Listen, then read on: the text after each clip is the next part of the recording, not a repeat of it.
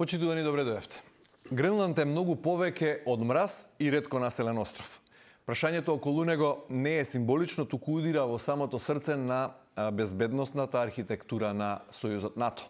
Клучен е поради комбинација од геостратегија, воена безбедност и идните ресурси. Рудните богатства се важни, но не се најважни, барем во моментов. На оваа тема денеска дискутираме со денешните гости во Да си кажеме, професор доктор Сонја Лепиткова од Факултетот за природни и технички науки во Штип и професор доктор Синиша Наумовски од Хајделберг факултетот во Скопје. Добре дојдовте во студиото на Телма. Добро утро. Благодарам. Ако би ве замолил на почетокот со една реченица да објасните зошто е толку важен Гренланд, зошто толку стана важно прашањето за Гренланд откако Трамп го наметна во јавноста. Дали станува збор само за некој пех на актуелниот американски претседател или нешто клучно, меѓутоа во една реченица, без многу да се одиме во детали, бидејќи ќе имаме време во продолжение. Во една реченица, јас мислам дека суштински не се само ретките елементи и минералите причина за политиката на Соединетите американски држави, посебно на претседателот Трамп. Прашањето е многу пошироко, геополитички поставено и ќе разговараме во текот на емисијата за тоа што сметаме секој од својата област дека е важно и... Така, благодарам Лепиткова. Наумовски? Исто, се согласувам, економски причинители се најголем дел според мене покрај, нели, па и минералите и тие ресурси се сепак економија. Тоа е прва моја теза, и втора е нормално секој еден претседател сака да остави белег трак по што ќе се разликува од другите. Добро, а ако се обидеме да го сведеме прашањето во самата суштина, дали Гренланд денес е поважен како ресурс што ќе се користи веќе утре или како безбедносна позиција, приоритет што мора да се контролира веднаш и дали веќе Западот доцни во таа смисла, бидејќи Кина на некој начин пушти рака таму? Така е.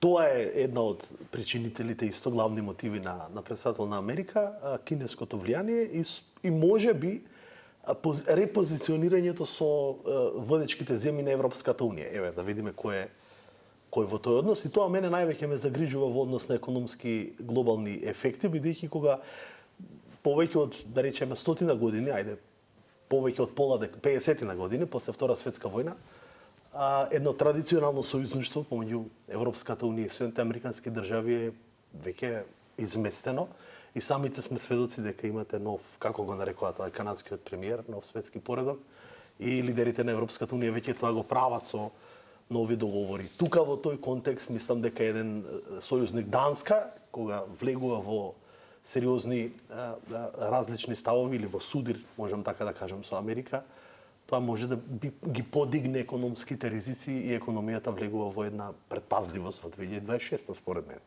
Во тој контекст, додека она што го прави Трамп, еве долго е дискусија денес и професорката ќе ни каже видување.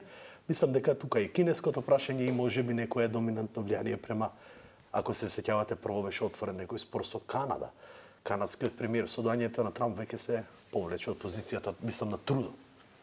Добро, имам впечаток, а веројатно ќе се согласите дека прашањето околу Гренланд некако стивна и се измести, односно исчезна од јавниот дискурс, особено по Давос, каде што не беше јавено дека е формално постигнат некаков договор, барем формално, но веројатно постигнат е некаков функционален договор околу идната улога на Гренланд и не ни стана сосема до крај јасно на кој начин се реши тоа, односно Данска ќе го задржи суверенитетот, така разбравме, меѓутоа Соединетите американски држави ќе имаат поголем пристап, а и сега имаат база таму.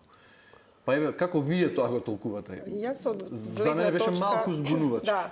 Каде е компромисот? Да, што го работам, посебно во делот на минералите, каде што Трамп во говорот кој што го имаше во Давос посебно го апострофира како причина дека Гренланд е простор каде што е недоволно истражен, воопшто експлоатацијата и рударењето многу малку се присутни, а ресурсите се големи и тоа светот и Америка не смее да дозволи да ја следи така наречена стихината политика премногу бирократизирана на Европската Унија како свој партнер, посебно во делот на ретките, расеаните елементи и дека Америка, ние гледаме дека и со Украина една од причините за побрегу да сопре војната е договорот што се потпиша меѓу Украина и Америка за користење на нивните ресурси во сферата на ретките елементи и тоа да може да се оствари треба да нема војни действија. Во Гренланд да може ова да се оствари треба некои работи кои што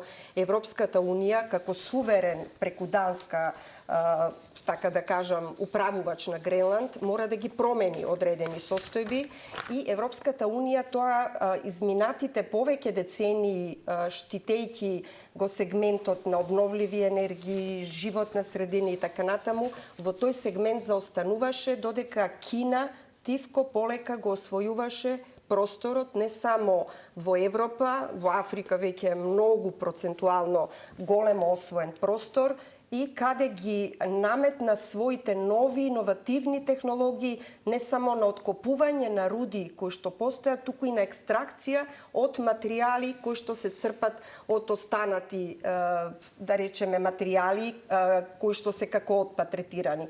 Меѓутоа, ова е повторно мотивот. Да. Сега зборуваме повторно за мотивот на интересот, на големиот интерес. Да, тоа е еден од интересите. Ако суверенитетот останува кај Данска, прашањето беше како е формално решен спорот кој се закануваше да го растури дури и НАТО.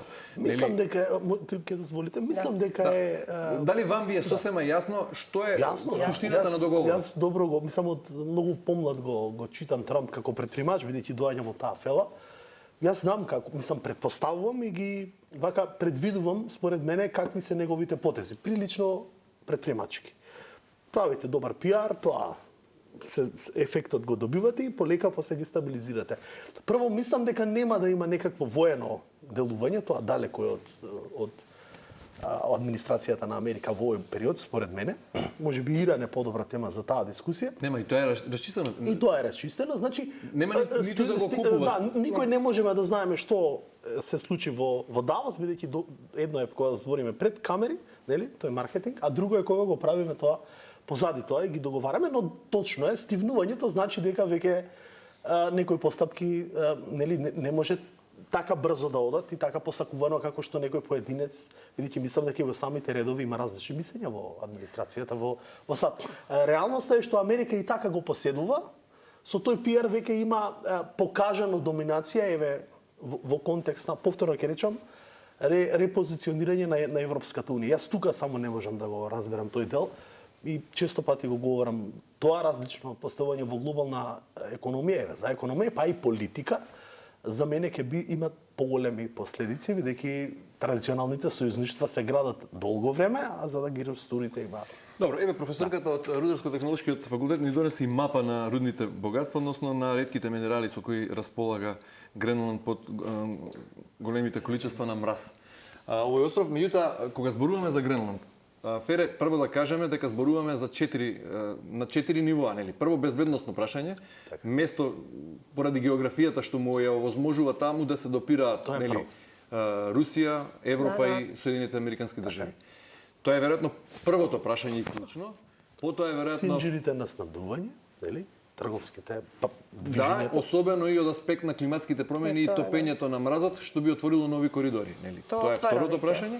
И веројатно тука третото прашање би било она за рудните богатства кои досега не се експлоатираат барем во голема мерка. Колку што најдов еден податок, една активна рударска населба постои моментално таму и се копа само анортозит. Анортозит, тоа е вид на минерал. Тоест има и злато. Да, злато има на повеќе локации. Сега се вади злато од рудникот на Лунак. така најдов. Да, видете, Гренланд од сферата на ретки посакувани елементи, тоа што денеска светската технологија го бара, од делот на силни магнети, електрониката, енергетиката, легурите специфични и така натаму, нема што не поседува. Тоа го зборувавме и претходно една емисија, како што го има и Кина. Меѓутоа, уште едно друго прашање, што мислам дека треба да го разработиме, тоа што рековте дека со климатските промени и топењето на мразот на Арктикот се отвараат нови патни поморски коридори. Меѓутоа, гледајте, Русија од источната страна има огромен процент од Арктикот и тоа веќе длабоко работи на тој простор. Ние како геолози имаме информации дека таму директно се истражуваат не само на копнените делови, туку и во поморските делови. Да, во Северниот океан. И тие коридори веќе се отвараат, таму се градат огромни бази истражувачки и да не кажам сега воени сигурно ги следат тие состојби. Подморници таму постојано флуктуираат. Меѓутоа, вие земете дека Русија како земја, голема воена сила, и Скандинавија, каде Финска сега влезе во НАТО, Норвешка и Шведска се во НАТО, меѓутоа Норвешка не е членка на Европската Унија.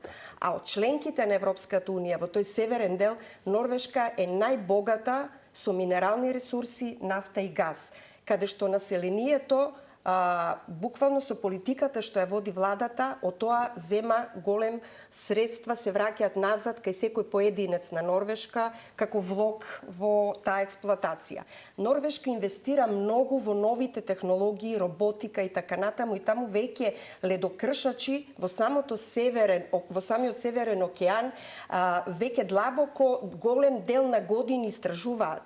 Значи, јас сум била сведок на едно повикано предавање од професор на Норвешкиот универзитет, каде што со роботи, со огромни така речени раце, длабоко во океанот се вади самородно злато. И да не кажам колку газ, колку нафта Норвешка поседува и од колку проценти ги има во Европската Унија. Европската Унија тој пат го застана. И сега во целата оваа политика глобална економска со Соединетите Американски држави како партнер, кој што сите земји членки речиси на Европската Унија мора да бидат и членки на НАТО, некаде се најдоа во некоја разидување. Значи, точна е констатацијата од почетокот дека Европската Унија задоцни на некој начин, тоа дека многу Трамп задоцни. Трамп тоа не може да го чека. Што на многумина не им се допаѓа, меѓутоа на некој начин ги разбуди. Да, ги разбуди во многу елементи. Не само во тоа. Добро, дали ова што го зборува професорката Лепиткова покажува дека Гренланд станува пример како геостратегијата во 21 век се поместува од директни конфликти во тивка конкуренција на база на ресурси, позиции и инфраструктура? Точно така. Да, тоа е суштината и силината на една економија и на финансиските пазари, нели? Вие и во волатилноста на финансиските пазари на глобална економија се зависи од силата на компаниите, а силата на компаниите ја прават оние кои прават извоз, кои имаат собственост на некаков ресурс. Бруто домашно, можеби на економија добра е комбинацијава, ќе бидеме многу интересни за гледачи, претпоставам, зборуваме за иста цел, ама некако две стојалишта. Се враќаме на мојата професија, но во таа насока. Вие мора да поседувате, нели, одреден домашен продукт и GDP-то го растеме кога правиме извоз. Па тоа ќе биде и со Гренланд, доколку нели поседуваме повеќе компании за ресурси, ние ги создаваме во продукт и тоа го јакне бруто домашен производ на една земја. Колку е тоа посилно, толку е економијата посилна. Иако американците со сите критики што ќе ги чуеме нели во медиумиве стручни, завршија 25-та со огромен суфицит. И тука мора да се види, тоа се честита во тој дел. Бидејќи американските тарифи донесоа и бенефити. Се сеќавам јас во мај, имав и прилика да бидам во некој окружување таму во Маралаго и мислам по-стручно, по професија, не сум никако поврзан со други елементи и таму беше исто. Зад камерите дебатирав дека годината ќе завршиме со суфицит. Беше цитирано и издржете, тоа беше обраќањето на председателот кон американската аристократија или капиталистичкиот слој во тој дел на Америка, Флорида. Добро, ако се вратиме на прашањето на Гренланд, да. Од ова што досега се случи, гледаме дека Америка ја доби безбедносната и стратешка суштина, што ја бараше. Данска го задржа формално правно суверенитетот врз островот, а Гренланд доби зголемена политичка тежина. За Гренланд ниту се зборуваше, ниту беше на мапата видлив. Точно. И одеднаш Така. Стана број ситуација. Од стручна гледна точка ги анализирав овие состојби и малку е за дебата, ова што вие го рековте, и во геополитичкиот дел. Минатата година, 25-та, Данска после долги години издаде 2 концесии во источниот и во јужниот дел за графит и молибден. Една од тие концесии во огромен процент акции има кинески компании. Така е. Тоа е аларм за Америка. Тоа е. Повторно во сегментот на ретките земји, каде што 70% веќе Кина владее. Кога велите ретки земји, ретки минерали се мисли? Тоа се ретки земји, во нив си вклучени ретки минерали. Ретките земји се сосема Ретки една руди. друга така. категорија на ретки минерали, на пример Бидејќи кога велиме земји, ние говорно вака. мислиме на држави. Да. Претпоставам не на држава. Не на Не, држави. вие зборувате за земји, За земји како минерали, не како држави. Значи, Кина поседува 70% од резервите и од експлоатационата способност на светот за да ги произведе. Порано може би не беа толку значени. Меѓутоа, со развојот на обновливите енергии, на она што се електрични возила, телекомуникацијски системи, а сега и воената индустрија, каде сите се во трка на вооружување, вие имате за тие оптички црвени спектри и така натаму минерали кои што ги има на сосема малку делови во светот. Гренланд ги има германиумот и галиумот како такви елементи кои што можат да се искористат токму за такви типови на ласерски оружја, воени индустрии и така натаму. Значи, да не зборам за силни магнети, за се она што од тие ретки земји, она што се LED диоди, секој имаме телевизор, компјутер, сите тие стакла мора да бидат премачкани со некои од тие елементи. Само да ви кажам, цената, например, на тербиумот како ретка земја, 1 килограм сега достигна цена од 850 евра. Па замислете 1 килограм на таков минерал. Зашто е најискористлив тој, во која Тие се индустрија? во сите, во електрониката, електрични возила, силни магнети и така натаму, кои што во ветровите турбини се користат да може да ги контролираат, да не кажам и во самите реактори, графитот се става и други елементи за да можат да дојде до побрзо ладење. Многу аспекти, мислам во економската сфера, во индустријата, во тешката индустрија ги користат овие елементи. Дали е прашање на географија, односно на геологија, фактот што 80% од тие ретки минерали сега се сконцентрирани, односно се како ресурс што ги поседува само една земја, тоа е Кина. Дали тоа е прашање на богатството на почвата, со која располага територијата на Кина, или пак начинот на која таа ги искористува ретките минерали? Зошто е толку голем суверенитетот кога станува збор за тие ретки минерали, Кина да има такво неприкосновено право? Кина има друга политика, воопшто друг концепт на политика која ја води силно контролирана од државата, и таа води политика со визија на 50 години и таму државата има огромна улога во тоа. Европската унија имаше своја стратегија и политика на обновливи извори, на еколошка безбедност и така натаму, климатски промени, разни договори кои што ниту Русија, ниту Кина, ниту Америка, како договорот од Кјото кој што веќе не важи, не ги подпишаа. И Европската унија долго години, децении, имаше примат во светската политика поради таа своја определба. Меѓутоа, денеска светот се движи во друга насока. Други индустрии земаат примат и се потребни се повеќе и повеќе нови елементи, нови минерали кои што треба да ги субституираат, заменат. Веќе златото по мене, еве сега ако дискутираме, за многу кратко време може би нема да биде металот и елементот кој што ќе биде пресуден на берзата, врзан со девизи како што е нафтата и така натаму. И сега едно конкретно прашање. На оваа мапа што ја донесовте овде, гледаме навистина богати пространства со ретки минерали. Во сегашните услови суверенитет има на островот Данска. Дали Данска се и сега ги исцрпува рудните богатства на овие два активни рудника што се активни сега во Гренланд, злато и за арсе, како беше првиот анортозит. Тоа е друг, тоа не е метал.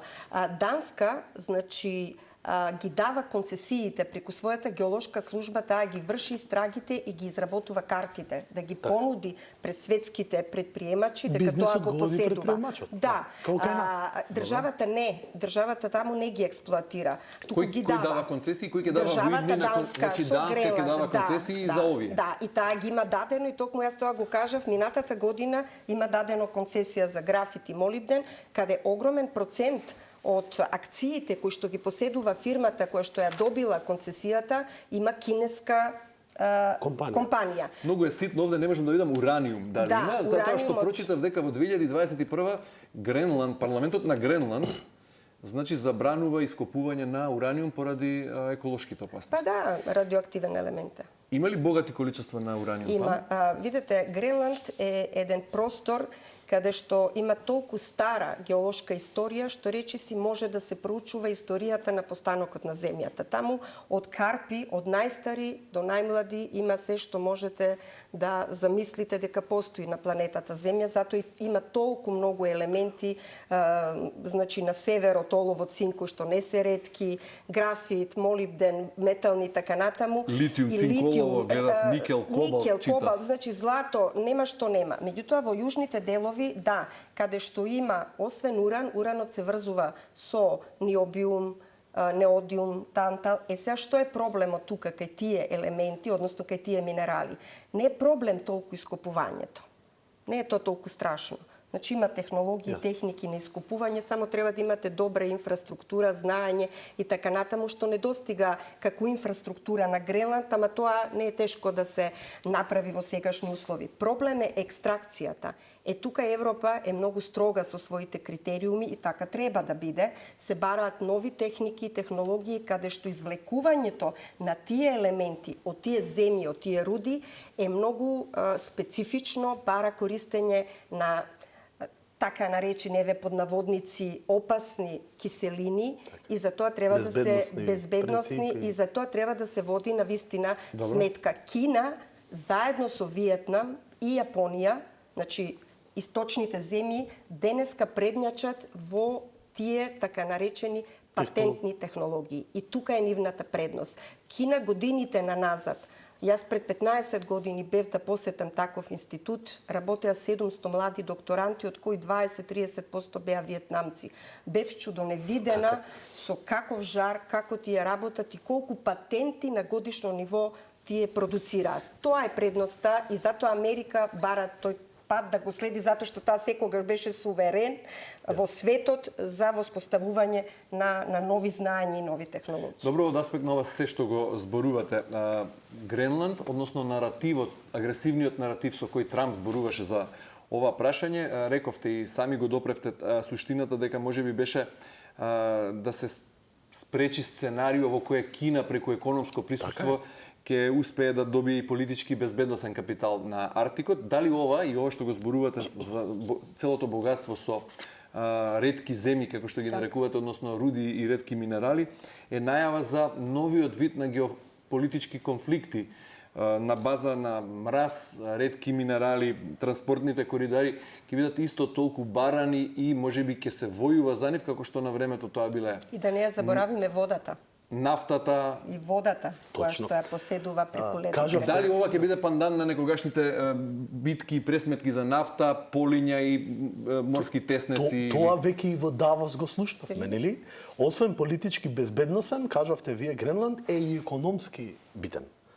Нели спомнавме во тој дел, професорката спомна, концесиите таму ги земаат компании кои се сосема опозит од Америка. И тој дел, ако го сублимираме, згора на сето тоа и влијанието врз притисокот врз Канада, не го заборавајте, тоа цело време ви го напоменувам. Председателот на Америка отвори со Канада пиар, да, ако можам под наводници да кажем, војна. И тамо не заборавајте дека премиерот кој имаше многу висока стапка на популарност на проценти, добар рейтинг, да? Си замина. Сега имате нов, овој кој беше во Далас.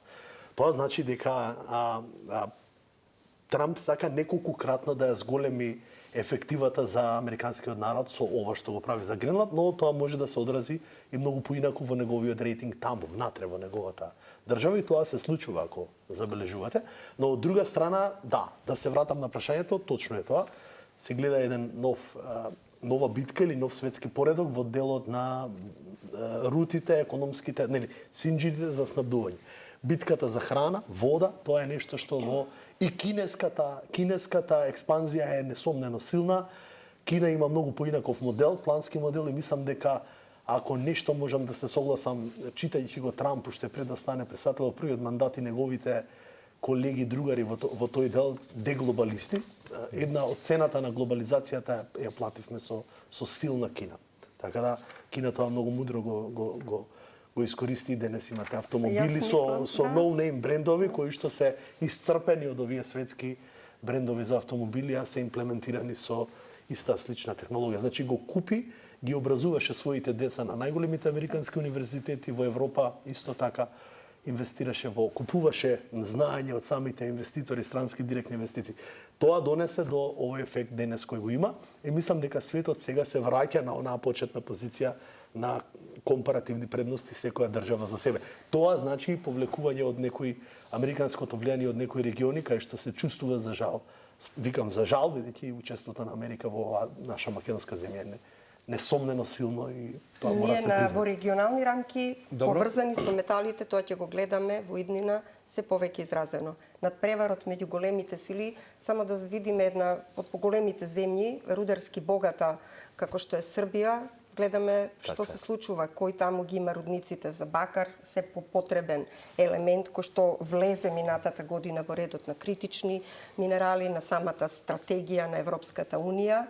И тоа ни кажува што во иднина и каде и како треба и ние да ги следиме патиштата и да се позиционираме. И таму некако стивна битката за литиумот, тоа само мала тоа дигресија. Само стивна, меѓутоа истражувањата се направени и ќе се чека вајда соодветно време и соодветни технологии. Таму проблемот не е толку литиумот, туку пропратните елементи како бор и други, тоа што реков, користење на киселини кои што се уште не се безбедни. И меѓутоа многу скоро ќе дојдат нови технологии, нови иновации кои што и тоа ќе го премостат.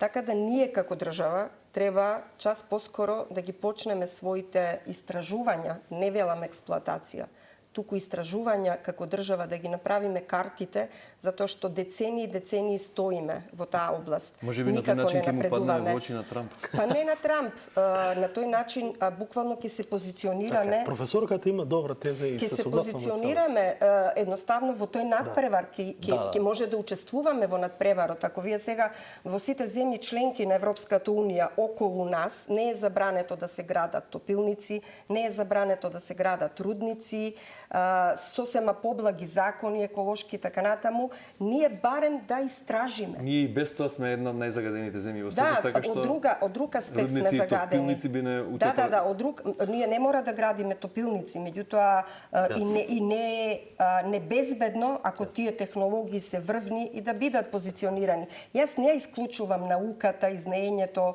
од тие процеси. Ние мора да влеземе во тој глобален надпревар. Не треба да стоиме дека сме необразовани, неуки, непозиционирани, туку напротив треба да се охрабриме да влеземе таму, и тоа како што го прави Кина. Кина со децении во Лондон праќаше своји на познатите школи во Америка да се образуваат нивните инженери и млади луѓе и се враќа назад со други знаења, со друга култура и со други визии како понатаму да се развива сето тоа. Ја разбирам поентата, секако е важно за една земја да знае со какви природни богатства располага. Меѓутоа има впечаток дека и многу поразвиени земји од нас, генерално Европската унија, и тука е некако загубена во лавиринтот, не тапкаме само ние во место. Да се вратиме темата, бидејќи е Гренланд. Добро. Ако битката за ресурси е стратегиско, долгорочно, визионерско прашање, она што го спомна Нумовски, дека секој председател на САД сака да остави печат во историјата. Ете, ако во вториот мандат на Трамп се забележи тоа дека била воспоставена поголема доминација врз Гренланд, не знам како да се изразам, затоа велам барам соодветни зборови. Најблаго е. Економска доминација е. Да не биде нова држава на Америка, нова наредна, како му. Прашањето на безбедноста, повторно го враќам на почеток, бидејќи веројатно тоа е клучно, но Соединените американски држави и сега имаат таму база.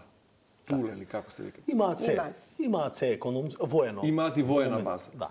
Значи зошто толку се инсистираше повторно, велам, не збуни, нели сите не затек на агресивноста на вокабуларот, на наративот, на го сакам Гренланд по секоја цена. Ќе одговорам за да биде интересно за гледачите, затоа што мотото беше така. Америка да биде повторно силна, нели? Еве, тоа се. Надпревар, тоа се рутите. Се покажува во јавноста дека јас сакам да Замислете вие Америка Русија повторно добива нешто, добива нешто, бидејќи може малку да ве вратам, бев во тоа време во Америка, еве, нели пред една недела само што се вратив или две ве има.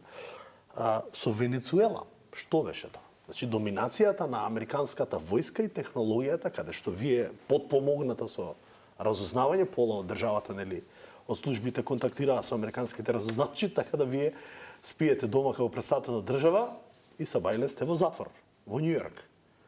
Тоа е доминацијата. Значи во тој дел Америка тоа беше, еве, има иако во Чикаго и во Мајами, во Чикаго е демократска република, но небитно држава. Небитно беше протолкувано од американското граѓанство, баре јас каде што се движев, како гордост, еве, ние сме доминантни. Мислам нашата, и тоа е точно. Точно е, но сега веќе светот има и друга противтежа. Она јас викам биполар, него има повеќе сили. Воено Русија, спомна професорката, окей, они се некоја свет, но не е толку колку што може би има. Кина е една и Индија за мене е една нова реалност. Арктикот е просторот што се освојува, Арктикот е интересниот простор за рековте, рутите. Русија го истражува Северниот океан. 70% од рутите на движење ги држи се уште Русија таму. И тоа мора, Америка треба, значи не може да дозволи да тоа да биде 90%. Тоа е намалување на трошоците за транспорт, за влијание и така натаму, покрај ресурсите. Од друга страна, Америка преку своите служби на геологија, на истражување, заедно со Данска децении наназад инвестира во овој простор. Таа учествува во истражувањето и не може таа да дозволи сега некој друг, тоа мислам дека е едно од мотото. Тоа е силното мото, реално. Да, некој друг целото тоа знаење го присвои за себе. И кога велите дека влегуваме во ера во која ретките минерали ќе стануваат се побитен стратешки ресурс, станати се веќе се станати, а Македонија е многу пасивна на ова поле и велите дека треба барем да ги мапира можните идни топилници или рудници што би требало да се ги истражи карпите, што треба да се отворат. Прашањето што се наметнува е зошто тоа не го прави Данска, една развиена европска. Зошто еве на пример го поседува Гренланд како суверенитет. Островот е ретко населен, значи има еден голем аргумент плюс да се ископува, да се отворат нови рудници и да се активираат нови наоѓалишта, не го прави тоа. Тоа го прави Европа со децении, јас тоа го кажав.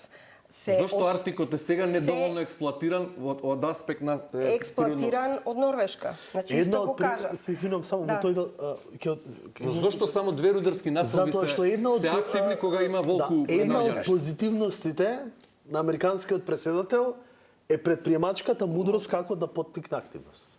Како можете вие во својата компанија, еве во оваа компанија да поттикнете активност само ако влезете во одредена различност, така. На одреден состанок вие, ама таа е логиката.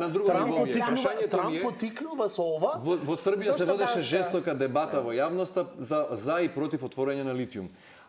Гренланд е слабо населен остров, значи има тој аспект од еколошкиот аспект. Нема како да биде подобро населен.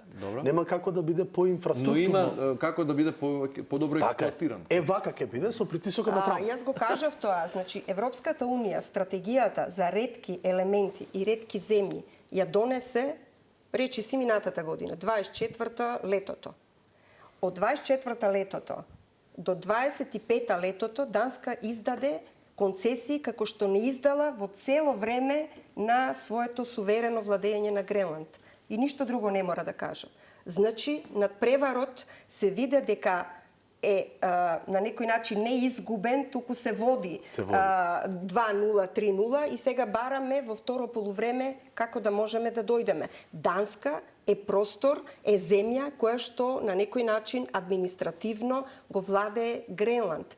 И сега таа никако нема да дозволи, а Европската унија ќе ја поддржува, затоа што не е на незината територија, стрикно, а од друга страна, Европа не можам да кажам дека нема доволно знаење и нема технологии кои што може да ги пласира и да ги искористи. Ќе го следи патот на Норвешка. Зошто Норвешка не ја следи таа политика? Зошто Норвешка во Арктикот со децении назад работи и истражува, инвестира, најголемите инвестиции ги има и зошто Норвешка чекори напред пред сите други држави и скандинавските и околните европски држави. Така да ова е отворено прашање на кој што верувајте дека со светлачка брзина ќе се разрешуваат некои работи многу побргу од тоа што ние мислиме дека ќе биде. А од друга страна сите претседатели на Америка како и да земеме и даваат примат на воената индустрија. Воената индустрија не може без овие минерали. Не може да се развива. Чиповите кои што Тајван ги зема Америка за развој на електрониката, се она што денеска ние го користиме од мобилни телефони, уреди и така натаму, доаѓаат од Тајван. И тоа нешто може би да се сопре многу скоро време. Мора Америка да го следи тој пат и јас мислам дека тоа се случува. Знаете како велат американците? No pressure, no diamonds. Тоа што го прави претседателот, нема притисок, нема диаманти. Метафорички претседателот Трамп го прави тоа во интерес, секој притисок создава вредност. Така да мислам дека и ова ќе биде добро сигнализирање за ЕУ, а особено и за поголема важност на Гренланд, самите рекли. Да. Сонја Лепиткова, Синиша Нунговски, благодарам многу за учеството во денешното издание да се каже. Благодарим на поканата. Благодарам на поканата. Да, почитувани, јас сум Горан Петрески, вие гледавте да си кажеме на Телма. Ви благодарам на вниманието, останете на оваа фреквенција и имајте убав ден.